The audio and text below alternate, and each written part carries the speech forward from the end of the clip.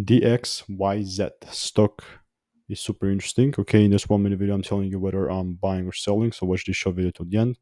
Overall, I'm quite bullish on the XYZ, right? But the last thing that I'm going to do is just blindly be bullish out of nowhere. So I'm going to show you my exact play. Just for context, I'm using my strategy that has previously given me thousands of wins in 2023. And I'm telling you all of this because that is the truth and I've documented everything. So Destiny Tech 100 stock. Yeah, really, I'm bullish to the highs and everything. But like the only way that I'm going to continue to be bullish and pull the trigger here on this trade is if there is double breaks. Already got one break and now I'm waiting for the second break right here. I really like, in reality, I just want to see a full candle close on this 30-minute chart above this line, not just a wick but a full candle. Only when that happens I'm willing to pull the trigger up.